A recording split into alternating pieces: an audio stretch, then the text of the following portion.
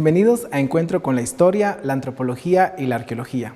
En este programa nos centraremos en el siglo XX, que ha quedado registrado en la historia por los constantes acontecimientos que cambiaron el rumbo de las políticas de Estado y del desarrollo de los países en Latinoamérica y el mundo, como la Primera y Segunda Guerra Mundial, las dictaduras militares y las revoluciones.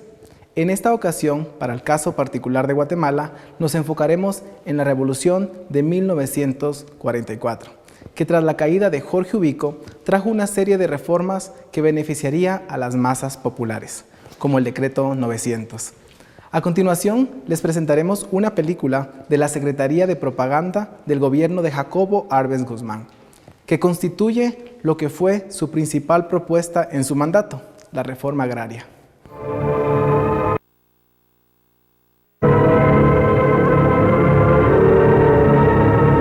Montañas, cañadas y dilatados valles se extienden hasta los confines del territorio nacional. Todas esas tierras pertenecen a ricos propietarios que desde la época colonial han estado explotando al campesino, a quien han convertido casi en esclavo. Ricas potencialmente, todas esas tierras no producen, sin embargo, ni un mísero grano para el alimento del pueblo, debido a que sus poseedores han preferido conservarlas vírgenes e incultivadas, dedicadas única y exclusivamente para efectuar allí sus excursiones de cacería y placer. ¿Cuánto no podrían producir, no obstante, esas extensiones para la alimentación del pueblo guatemalteco si los propietarios, con criterio patriótico, se hubieran decidido a explotarlas convenientemente? ¿Cuánta riqueza desaprovechada allí, en esas hondonadas y en esas planicies que están pidiendo el esfuerzo del músculo vigoroso para producir? Consecuencia natural del antipatriótico abandono de las tierras son estos ranchos pajizos que más parecen pocilgas que albergues para personas, en los cuales los humildes habitantes del campo tienen que pasar la vida para la cual fueron predestinados. El señor latifundista nunca se ha preocupado de mejorar, ya no digamos transformar del todo, esas primitivas construcciones.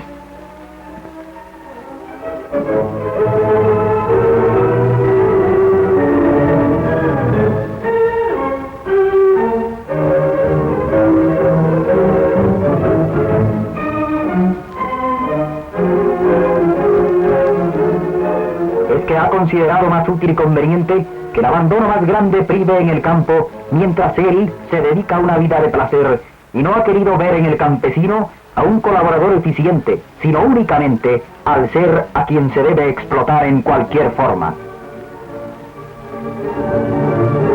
Viviendo esa vida, es natural que la miseria impere entre esos hombres, a quienes les es dado contemplar solamente cómo los patronos se divierten aquí y allá sin acordarse de ellos. Esas míseras construcciones no se parecen, sin embargo, a los chalets pletóricos de lujo que aquellos utilizan para vivir, en los cuales todo es felicidad. Pero todo tiene su término en esta vida. Un rayo de esperanza surge para esos hombres con la Revolución de Octubre, que les ofrece paz y bienestar.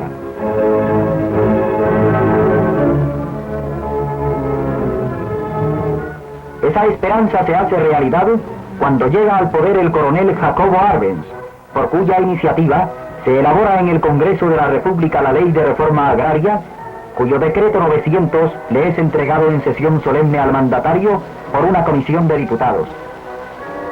Esa ley encierra en su articulado el destino de la patria a la que librará del monopolismo feudal.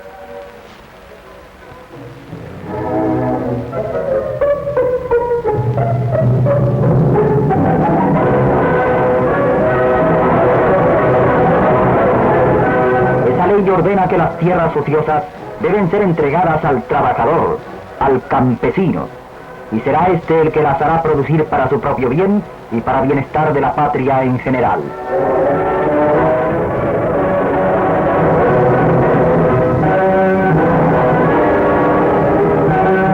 La alegría por la creación de esa ley llega a los campos, y como un mandato de esta, comienzan a formarse los comités agrarios locales, que serán los encargados en el porvenir de la repartición de las tierras. Se efectúan mitines en plazas y vías públicas para instruir a las mayorías acerca del decreto 900.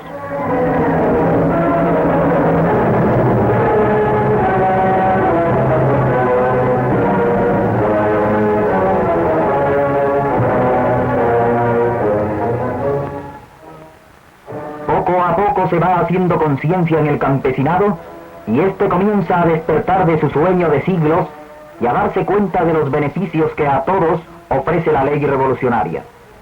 El horizonte del campesino guatemalteco, antes tan oscuro, se ha llenado ahora de refulgente luz. La buena nueva continúa propagándose en campos, aldeas y caseríos, llevada por los propios campesinos a quienes favorecerá. En los ojos brilla una esperanza, y esa esperanza surge también en la sonrisa.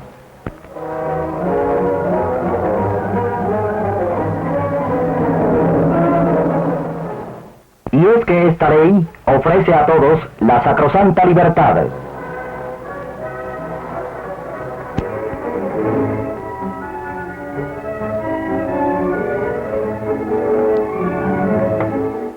El ofrecimiento se está haciendo patente, y los campesinos, hasta hace poco explotados por los propietarios de la tierra, por lo cual se han mostrado incrédulos y huraños al principio, sonríen entusiasmados ante la efectiva realización de uno de los puntos del programa de gobierno del presidente Arbenz.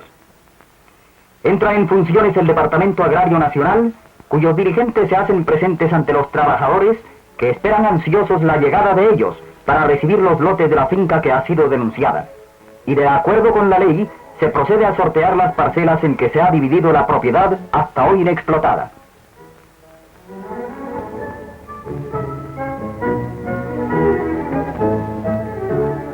Juntamente con otros funcionarios del Departamento Agrario Nacional, llega el jefe de este, Mayor Alfonso Martínez, quien marcha acompañado por los futuros propietarios a los campos expropiados para entregar los lotes que ha tocado en suerte a aquellos y tomen posesión definitiva de los mismos.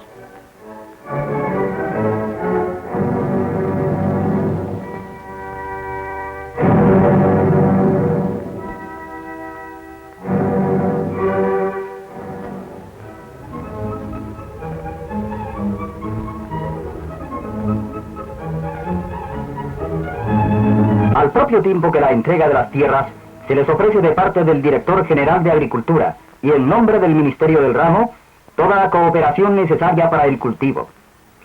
Esa oferta encierra desde la dirección técnica hasta el detalle más insignificante que el parcelario requiera para el logro de sus afanes. Cuando las distancias son enormes, el avión sustituye al jeep. Es así como el jefe del DAN llega al suelo feraz de Chancol en Huehuetenango.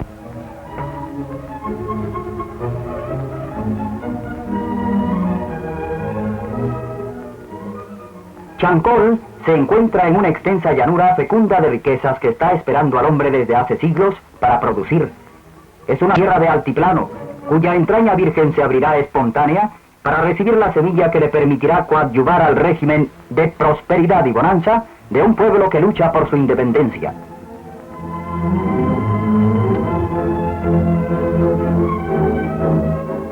El pacto de esa independencia entre el hombre y la tierra queda sellado ahora en el estrecho abrazo que se dan el presidente del Comité Agrario Local y el jefe del DAN.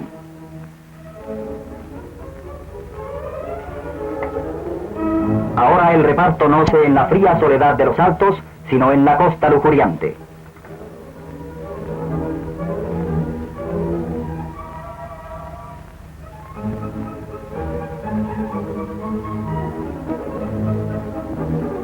Aquí también como allá, la tierra permanece improductiva mientras el campesino se muere de hambre, abatido por la miseria física y moral.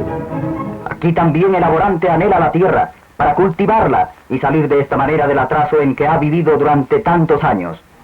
Con esta esperanza, hombres compenetrados de la lucha por su propio destino acuden llenos de responsabilidad a que se les entreguen las tierras. Pero para llegar allí hay grandes dificultades. Ríos, baches, hoyos, zanjas deben salvarse. Y todo se deja atrás en esa marcha incontenible de la ley de reforma agraria que significa liberación.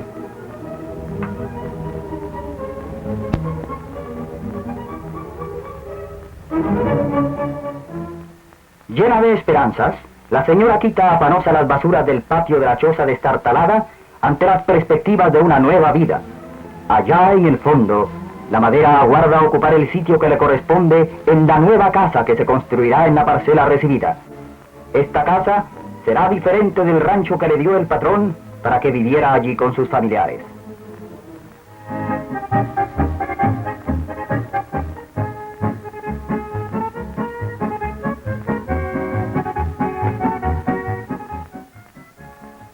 finca Concepción es una de las más importantes propiedades del Estado. Importante por su extensión territorial y por la variedad de sus cultivos, entre los que se cuenta la caña de azúcar. Concepción fue denunciada por sus trabajadores, a quienes vemos aquí desfilar en dirección a la Casa del Pueblo, en donde recibirán del Departamento Agrario Nacional los títulos que los acrediten como usufructuarios vitalicios de esas tierras. En alegre camaradería van los campesinos con los alumnos de las escuelas, con las autoridades agrarias y departamentales y con el pueblo en general, mientras la banda de música local ameniza la marcha jubilosa hacia la meta de sus aspiraciones.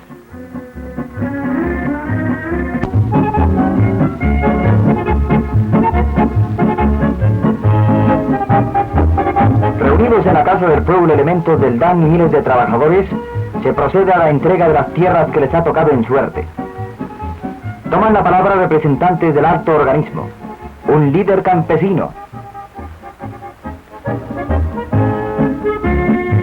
y un miembro del Ejército Nacional, quienes se refieren a la bondad de la ley y al esfuerzo que hace el gobierno de la revolución por llevar el bienestar a las gentes del campo.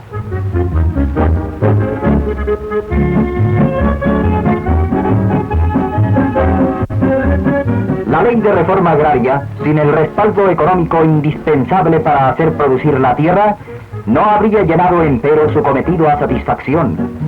Pero para lograr esto, interviene inmediatamente el crédito hipotecario nacional, que da crédito a los campesinos para el cultivo de la tierra y para el levantamiento de las cosechas.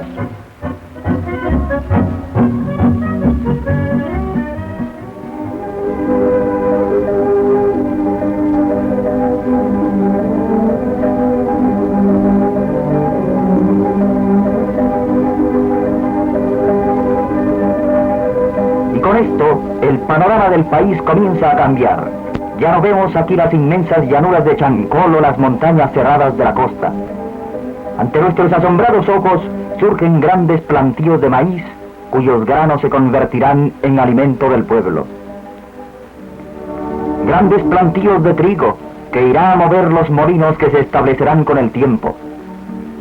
Extensiones de arroz y cuantos cereales propios de la región,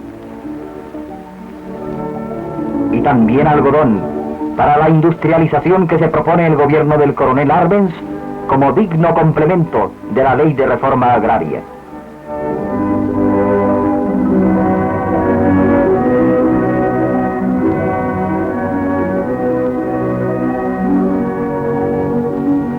Son las parcelas con cambiantes verde y oro que constituyen la esperanza de un futuro mejor para la patria guatemalteca, en las cuales ha quedado el sudor del campesino esforzado y progresista. Ha habido en ellas días de sol y de lluvia, noches de luna, horas todas durante las cuales el trabajador ha dejado allí sus más grandes energías físicas. Y hay en las mismas algo así como un himno de gloria que se escuchará hasta en el más lejano porvenir.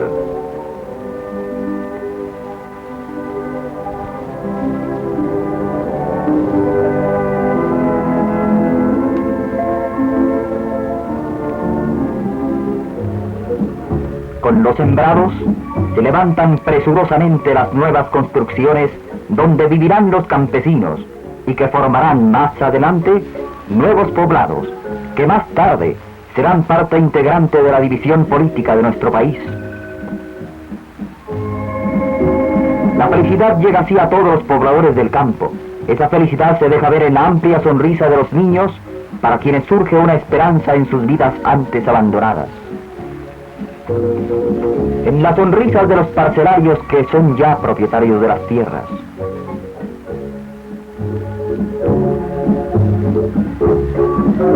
Y se siente feliz también este otro campesino entrado en años, que por la miseria en que viviera hasta hoy, casi había olvidado lo que es sonreír.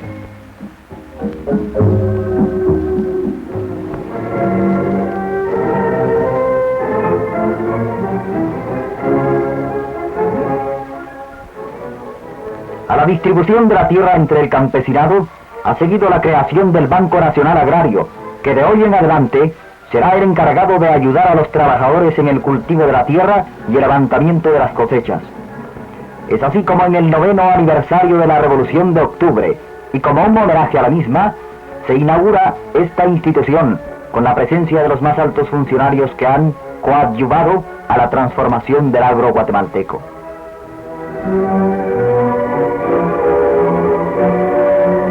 Con la presencia del primer mandatario de la nación y de centenares de ciudadanos. En el acto de inauguración tomaron la palabra diferentes personalidades, quienes dan a conocer la importancia efectiva de la ley de reforma agraria y lo que significa para la transformación económica del país. El proceso de la ley sigue mientras tanto su curso ascendente, y es esta ley, juntamente con las demás realizaciones del gobierno de la revolución, como son entre otras la electrificación del país, la construcción de una carretera al Atlántico y la de un puerto nacional, las que complementarán la evolución económica de Guatemala en el porvenir inmediato. Guatemala camina victoriosa hacia un futuro de paz, de libertad y de progreso.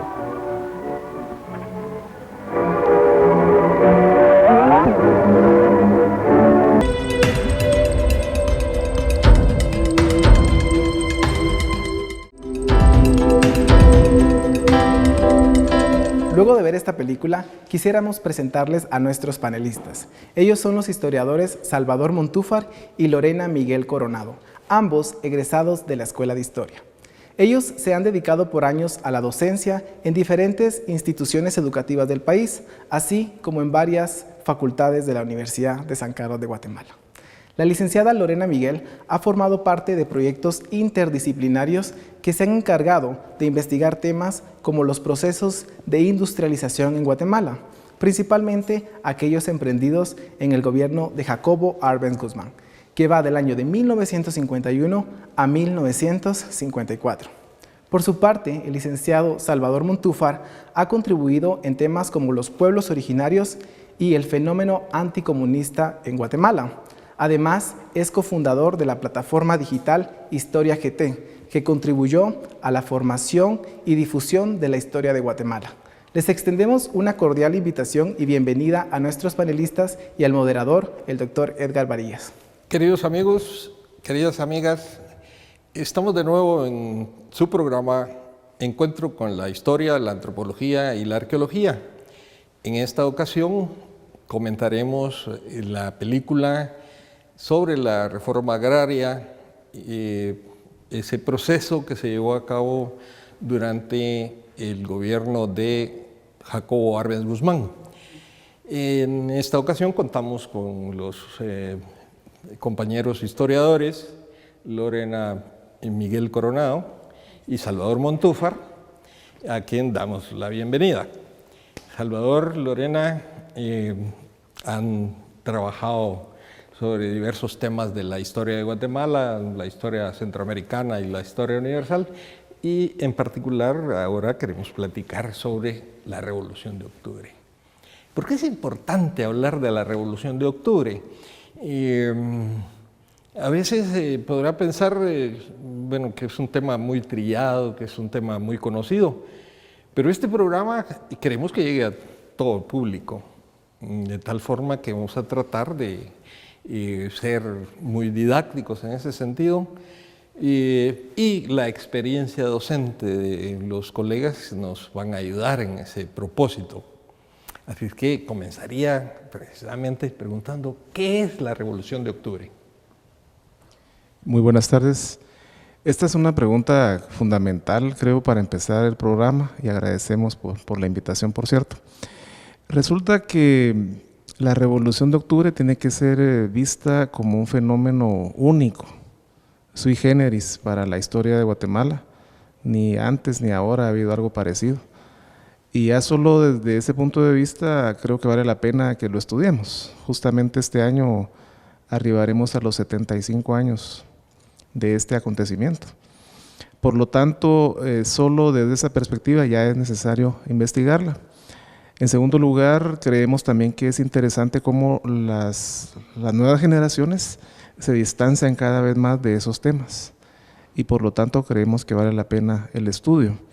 La Revolución de Octubre creo que no se puede definir como nada más un hecho aislado, como un hecho ocurrido allá en el 20 de octubre del 44, sino que es todo un proceso. Desde la perspectiva histórica, creo yo que hay dos elementos que hay que señalar para hablar de la Revolución de Octubre y qué fue. El primero es el que han manejado ya historiadores que lo han señalado como Sergio Tischler, porque habla de rupturas. La Revolución de Octubre va a ser una ruptura de un régimen, de un sistema que imperaba para esa época, y ahí empezamos, ¿no? La revolución entonces sería lo primero, un rompimiento abrupto de un sistema que para esa época del año 44 ya era obsoleto, ya era caduco, un sistema que se ha denominado de diferentes maneras, ¿no? Es el oligárquico, el sistema cafetalero, el sistema liberal oligárquico, de diferentes formas. Y ese sistema llega a su fin con la Revolución de Octubre.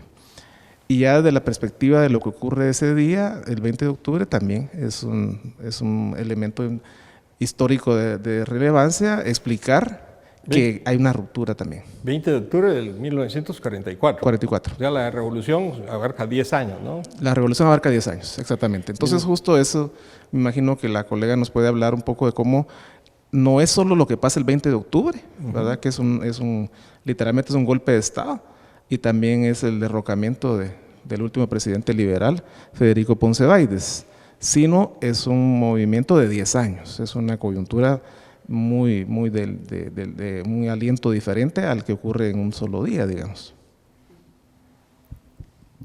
Buenas tardes, muchas gracias por la invitación y poder compartir parte de lo que hacemos y parte también de la historia de Guatemala, especialmente este periodo, que es un periodo bastante sensible, que nos demanda repensarnos como Guatemala y a mantener viva esa memoria.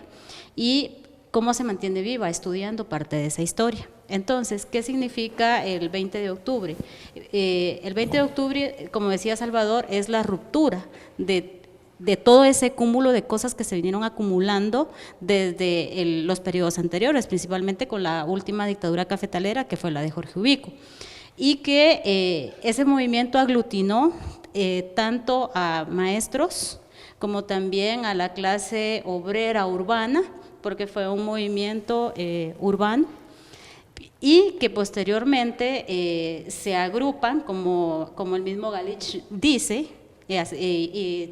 parafraseándolo acá, de que de tanto pánico pasaron al ataque. A ver, una aclaración. A ver. Salvador habla de la caída de Ponce Báides y Lorena nos habla de la caída de Jorge Ubico. A ver, explíquenos esto, por favor, para que todos estemos perfectamente entendidos. Sí, claro. Ubico gobierna Guatemala de 1931 a 1944, específicamente al mes de junio, que es cuando, debido a las diversas demandas de la población, que después de tenerle tanto miedo a esa férrea dictadura que significó el cierre de espacios políticos de participación y la persecución de mucha de esa gente y otros que se fueron al exilio.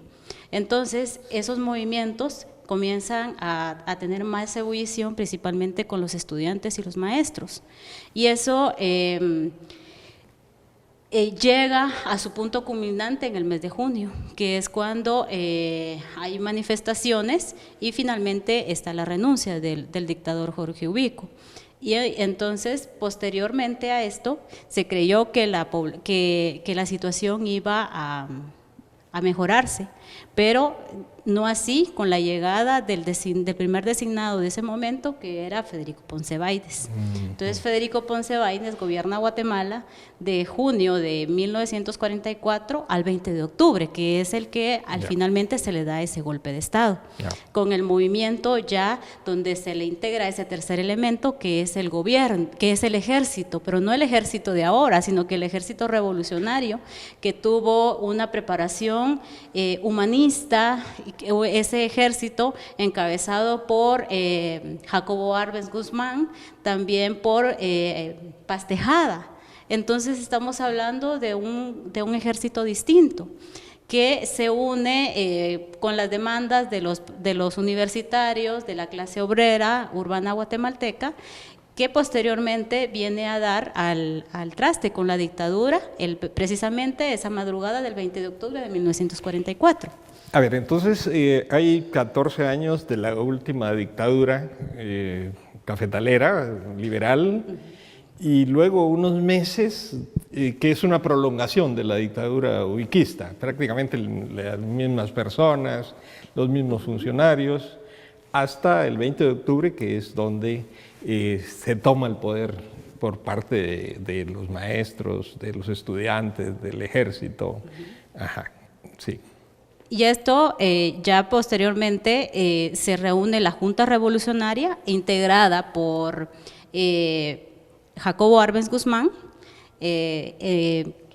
Francisco Javier Arana y Jorge Toriello, que fue el civil.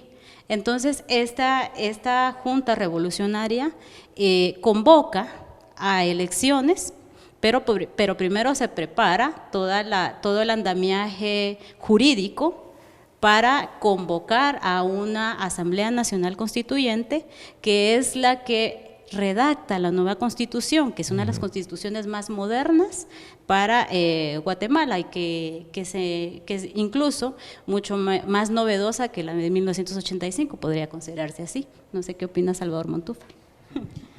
Sí, muchas gracias. Creo que sí, estamos de acuerdo en que la revolución trajo muchos cambios. Por algo es una revolución. Recordemos el concepto, no es solo un golpe de Estado, no es solo un cambiar de gobernantes. Eso ya había una tradición. Los liberales lo habían hecho muchas veces, designaban, golpeaban, derrocaban. Eso no es una revolución. Hay un filme de propaganda de Arbenz que precisamente dice que la revolución comienza cuando se disparó el último tiro, ¿ya? Porque cuando terminan las balas es donde comienzan las transformaciones, ¿no? Sí, es una buena metáfora, ¿verdad? Porque el haber desplazado a Federico Ponce de Baides no garantizaba nada. Simplemente podía haber sido otro recambio más y no, ¿verdad? Tanto Arbenz como Arévalo estaban conscientes que vivían en una época de cambios muy profundos y lo insistían. Teóricamente muchas veces lo decían, ¿no? Que no era solo el golpe de Estado lo que estaba viviendo Guatemala, sino que era una verdadera reforma, una revolución total, que estaban transformándose las bases históricas, económicas, sociales del país y estaban muy conscientes de ello. ¿Cuánto tiempo duró la Junta Revolucionaria en el poder? La Junta asume el 20 de octubre y entrega el poder el 15 de marzo del 45. Al primer presidente electo, Juan José Arévalo, exactamente. Y digamos, dentro de las principales ejecutorias de la Junta Revolucionaria, ¿cuáles podríamos mencionar? Yo creo que ya mencionaba Lorena el tema del andamiaje jurídico, la convocatoria. La Constitución. Eso es clave, ¿verdad? Porque la Constitución es el síntoma de que algo está cambiando, que es el nuevo pacto social, ¿verdad? Luego hay demasiados elementos concretos que ellos también plantearon en tan poco tiempo, porque hay que reconocer que no tenían mucho tiempo. Yo creo que uno de los logros efectivos de ellos fue haber acelerado mucho el proceso, porque no quisieron quedarse ahí eternamente, ¿verdad? Ni siquiera un año duraron en el poder, sino al contrario. El objetivo de ellos era dar los pasos gigantes para transformar Guatemala, ¿verdad? Además podemos hablar también de la autonomía municipal, la autonomía universitaria. La universidad goza de autonomía desde ese tiempo, ¿no? Totalmente. Otro de los elementos fundamentales de la Junta Revolucionaria, que creo que son 3 gobiernos en realidad los revolucionarios, que se inicia con la Junta Revolucionaria, y uno de ellos es el voto femenino, donde por primera vez se integra a las mujeres, pero eso sí, es el voto femenino de una mujer escolarizada. Pero tomando en cuenta la temporalidad, es también un gran avance, porque por algo hay que empezar, ¿no? Es una base. Entonces, esto conjunto con la Constitución, luego con la autonomía universitaria, la autonomía municipal, la división política de Guatemala, tal y como se conoce ahora también. Entonces, la Junta Revolucionaria sienta la base para los posteriores cambios que va a llevar a cabo los otros 2 gobiernos, que era el del presidente Arévalo y posteriormente el del presidente Arbenz. Entonces, esta Junta Revolucionaria convoca elecciones y ahí es donde resulta, por mayoría absoluta, podríamos decir, Juan José Arévalo, ¿no? Como presidente del primer gobierno de la Revolución. Es correcto, y como apreciamos, si el 20 de octubre toman el poder estos integrantes de la Junta Revolucionaria de Gobierno y las elecciones se practican a principios de diciembre, estamos hablando de que en menos de 2 meses ya había elecciones. No es como ahora que hay que estar esperando convocatorias y dimes y diretes. No, en aquellos tiempos eran muy pragmáticos. Ellos sabían que no podían estar mucho tiempo en el poder porque tenía que convocar de inmediato, convocan y hay candidaturas por todos lados, ¿verdad? Hay una efervescencia política y se nota que el pueblo de Guatemala también está esperando con ansias la posibilidad de participar por primera vez de manera genuina en elecciones transparentes y democráticas. Y es así como bien lo decías, efectivamente, Juan José Arévalo Bermejo. Yo siempre recuerdo esa anécdota que menciona Piero Villegas, ¿verdad? Que él dice, Juan José Arévalo, ¿en qué momento ganó las elecciones? Cuando bajó del avión. En el momento que bajó del avión, ahí ganó las elecciones, porque ya lo estaban esperando para eso. Y Arévalo continuó con los cambios revolucionarios. Arévalo continuó con los cambios revolucionarios y los fue profundizando. Ajá. ¿Cuáles serían los principales logros del gobierno de Arévalo, por ejemplo? Vamos a compartir esa respuesta, creo, porque son muchos y son 6 años que le permiten a él esa dinámica, ¿verdad? 6 años es un tiempo considerable y él, como siempre lo hemos dicho, él como buen maestro que era, se fija mucho en el tema educativo, le pone un especial interés al tema educativo, ¿verdad? Entonces, grandes logros de él a la Comisión Nacional de Alfabetización. Él sabe que el país no puede hacer una revolución social si el 10% de la población nada más sabe leer y escribir.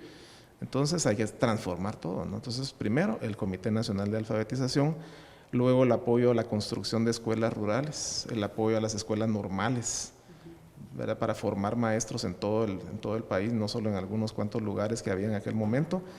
Y obviamente creemos que ese modelo estrella que hizo, ¿verdad?, de las escuelas tipo federación, donde se notó que tenía una gran visión como educador, porque planteó algo bien novedoso y que algunas de las escuelas todavía están funcionando, no como él esperaba, pero sí la idea básica de la educación creo que es fundamental en su gobierno. Ajá, ¿y qué más tenemos, Lorena? Otro de los aspectos fundamentales es el Código de Trabajo. Por primera vez se establece, se lleva a la mesa la regulación de las jornadas de trabajo, considerando que hasta 1944 había funcionado la ley contra la vagancia y también el reglamento de jornaleros. Entonces estamos hablando de que ya se establece la cuestión de las 8 horas de trabajo. Y eso fue muy bien recibido por las empresas monopólicas que estaban establecidas en Guatemala y también por la rancia oligarquía que siempre han mantenido el poder. Entonces, decirle de que a este trabajador que anteriormente no tenía derechos, ahora ya tiene derechos a una indemnización, entonces eso es un logro revolucionario también. También está la seguridad social. El seguro social, que ya hoy la institución no es mala, sino que mala es la administración y la gente que está allí, ¿no? Ajá. Entonces, la concepción es una cuestión. La concepción de la seguridad social y decirle a esa mujer que anteriormente salía embarazada que era despedida, ahora no, se va con un tiempo de pre y un postparto. Y además de eso se le va a pagar esa maternidad que va a estar y que va a estar a la par del hijo, ¿no? Entonces, eso es en sí en donde ya la revolución se va consolidando. Y además de esto tenemos otras situaciones como la creación del INFOP, el Instituto de Fomento de Producción Agrícola.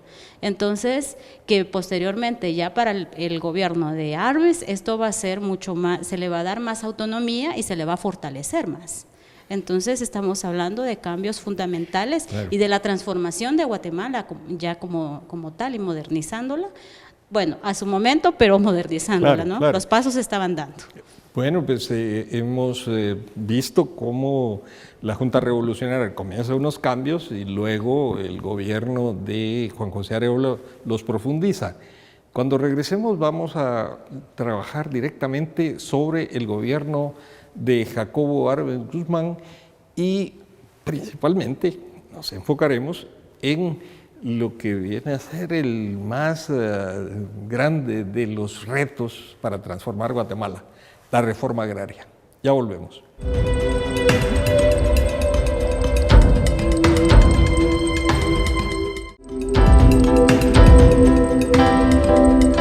Jacobo Arbenz Guzmán gobernó Guatemala de 1951 a 1954.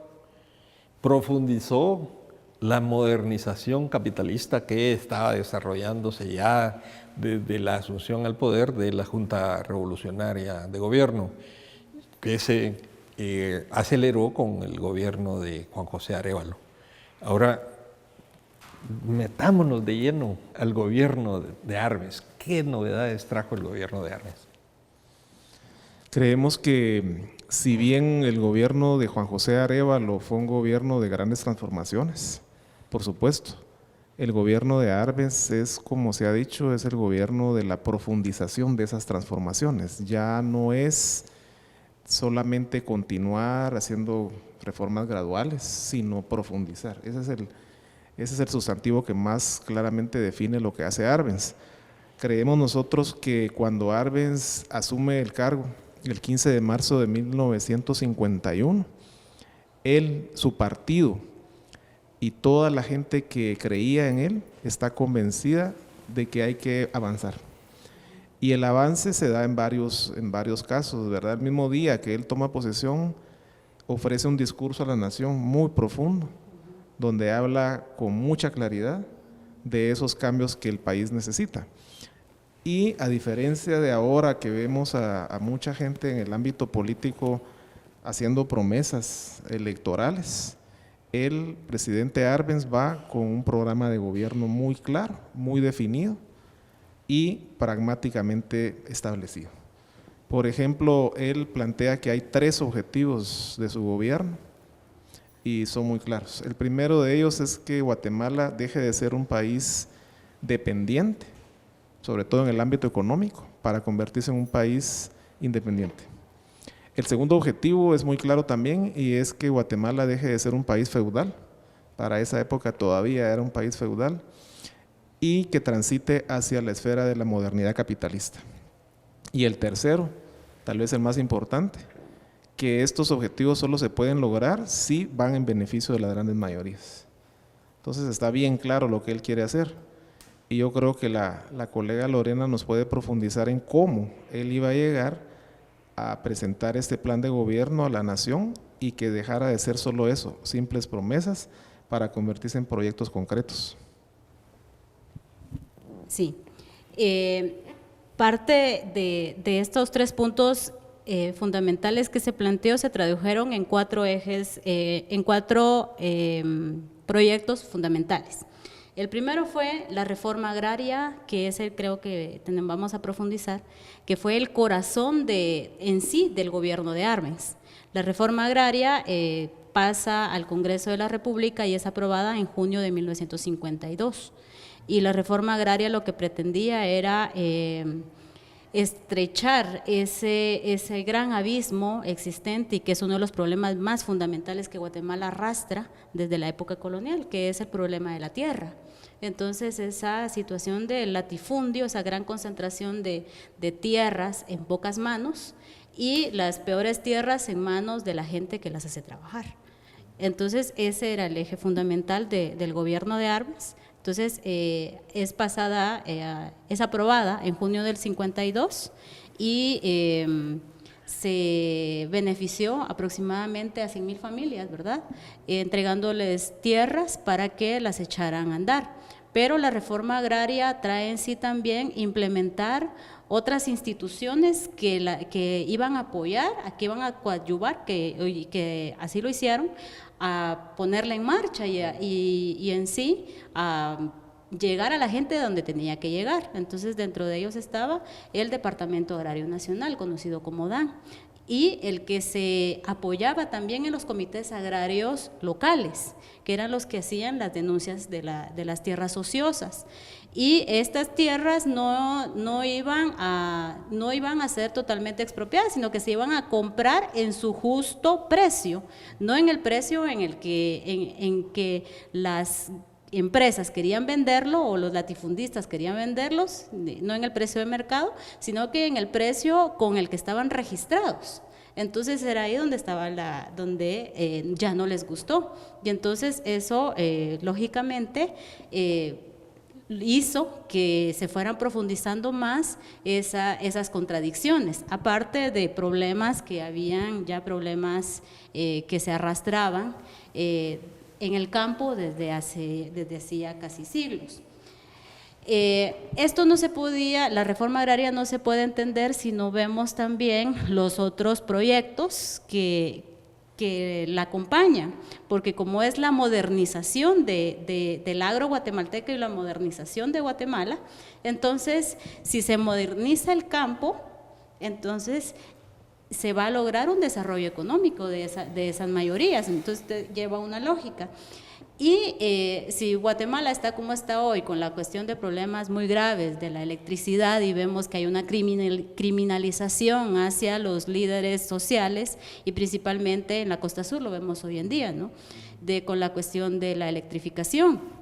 Entonces, en ese momento también era la empresa eléctrica, la Bonansher era una subsidiaria de una empresa norteamericana. Entonces, había que crear una empresa nacional de electrificación, y eso se iba a hacer por medio de la hidroeléctrica Jurún-Marinalá, que utilizaba el lago de Amatitlán como embalse y el río Jurún y el río Marinalá para echarla a andar. Y hasta hoy en día funciona. Y entonces lo que se pretendió en ese momento era traer electrificación a la zona industrial, que está ubicada hoy sobre la avenida, lo que hoy es la avenida Petapa, en ese momento el Camino Viejo hacia Petapa, que es donde hasta hoy en día funciona una zona industrial, ¿no? Muy, muy clara. Y además de esto, dar electrificación doméstica a los municipios, a los departamentos de Zacatepeques, la parte sur del departamento de Guatemala y parte de Escuintla, a un justo precio. Entonces, ahí estamos viendo que se está creando esa industrialización.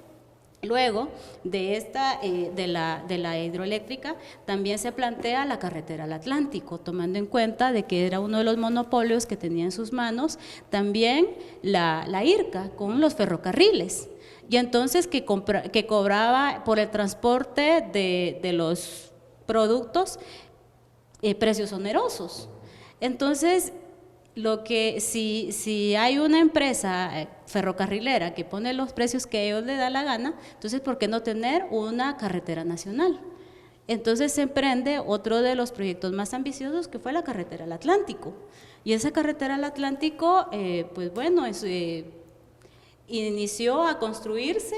Se construyó gran parte de la apertura de caminos, la voladura de montaña, comprar las estructuras para los puentes. Ya cuando llegan los gobiernos contrarrevolucionarios, tenían la mesa puesta. Entonces ya el trabajo más fuerte estaba hecho. Entonces ellos vienen a culminar, y se culmina finalmente en 1959. Y esto también lo que pretendía era abaratar los precios del traslado de los productos del interior del país hacia la ciudad de Guatemala. El otro proyecto es el puerto, y el puerto nacional, el puerto Santo Tomás. Entonces es un puerto de origen colonial, pero ¿quién monopolizaba la entrada también de los productos acá por medio del puerto? Era Puerto Barrios, y era la United Fruit Company, la empresa frutera.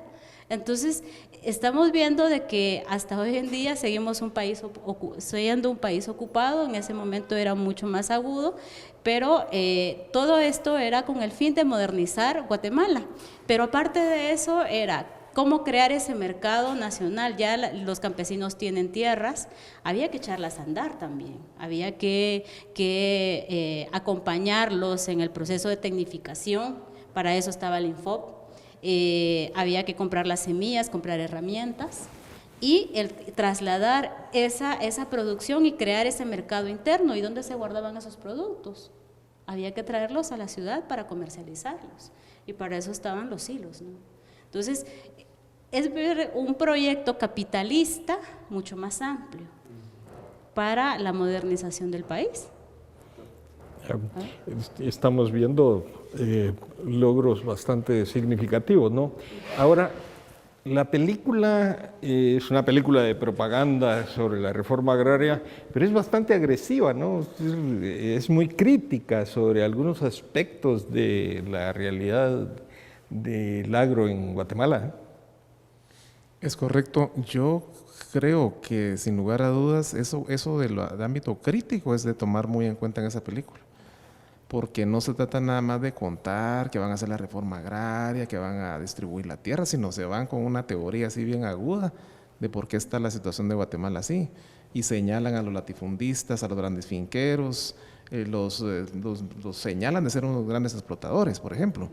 Y no se andan con miramientos, sino de una vez van, muy agudos. Yo de alguna manera creo, ahora lo podemos ver, que 65 años después, ¿verdad? Yo creo que sí pusieron el dedo en la llaga, pero estratégicamente eso no fue correcto, porque al hacerlo de esa manera empujaron al grupo propietario a la defensiva, porque yo creo que hubiera podido ser más técnico todo, ¿verdad? O sea, hacerse el proceso, la distribución de tierras, porque en casi todas partes del mundo se hicieron reformas agrarias, ¿verdad? Taiwán, Corea, qué sé yo. Y en Guatemala no era la excepción, pero al hacerlo de esa manera tan crítica, yo creo que sí pusieron al sector poderoso contra la pared y lo obligaron a reaccionar. No digo que por la película, porque hay otras cosas más fuertes, pero el mensaje que la película traslada sí es bien fuerte. Para esa época, imaginémonos cómo pudo haberse sentido ofendida la clase tradicional cafetalera, por ejemplo, los grandes latifundistas, cuando se les señala de ser explotadores y todo eso, porque pues directamente, ¿no? Esa película circuló por todos lados y se vieron señalados y creo que sí no les pareció para nada la idea. Y el señalamiento hacia los campesinos, ¿no? Es decir, la reforma agraria se va a hacer para mejorar las condiciones de vida de los campesinos. Eso es fundamental. Y obviamente le están dando algo fundamental de la revolución, que era el sujeto social, el campesino. Ahí está clarísimo en la película, ¿no? Porque están hablando no solo de que se va a distribuir la tierra, sino quién va a ser el beneficiado.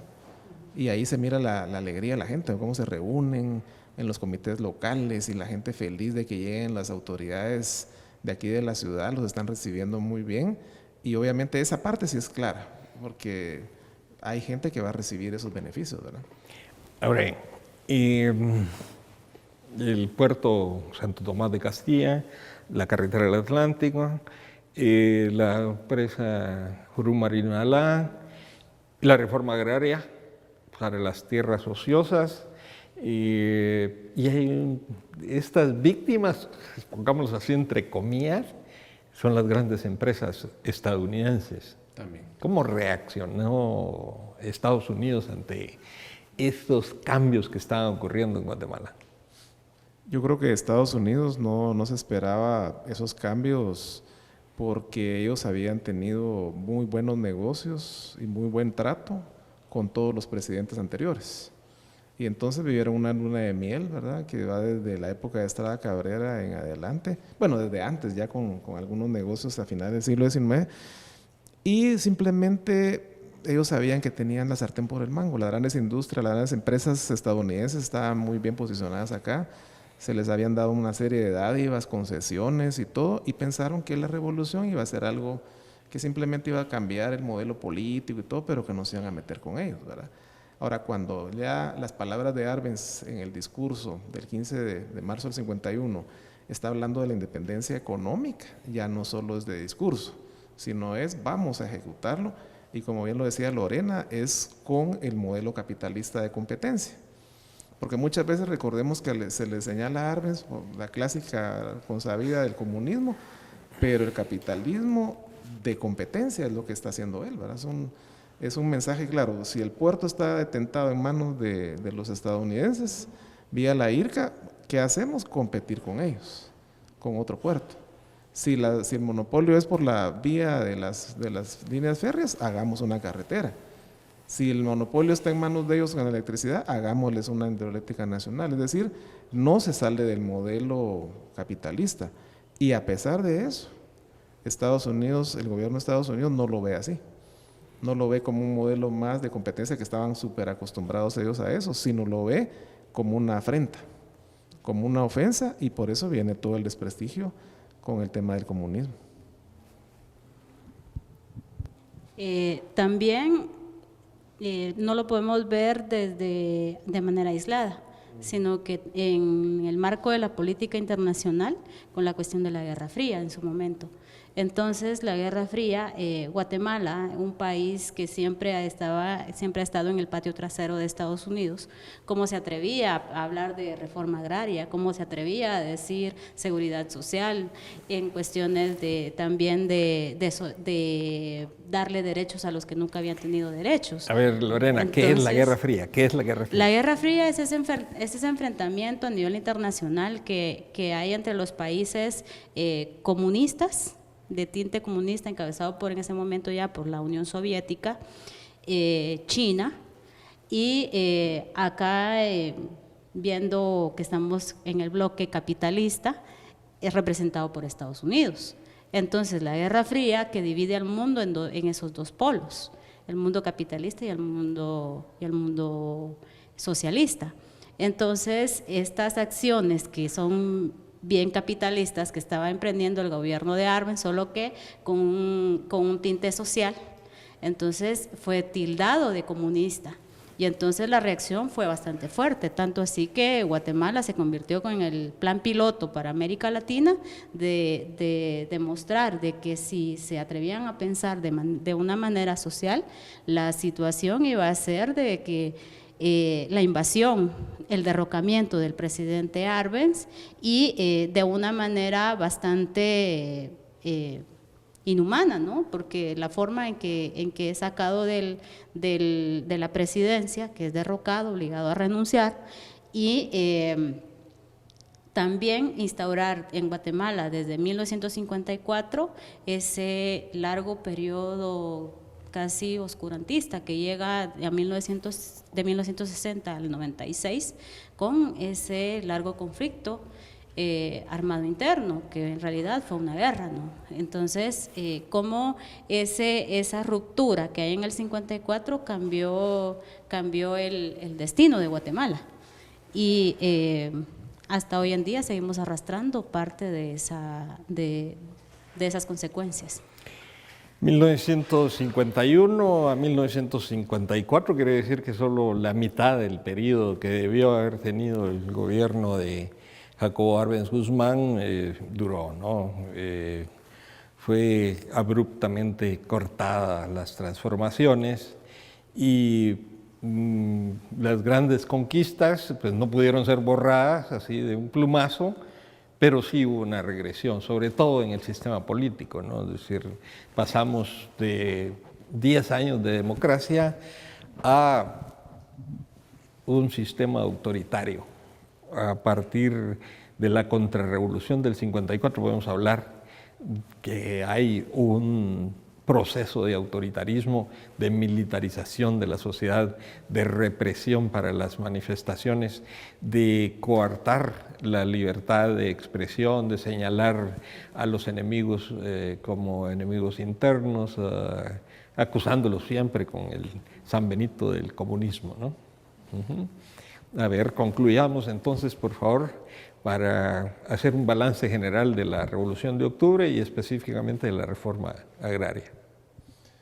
Bueno, yo creo que esta última intervención debe ser para eso, para ir cerrando el tema en cuanto a que la revolución es inconclusa.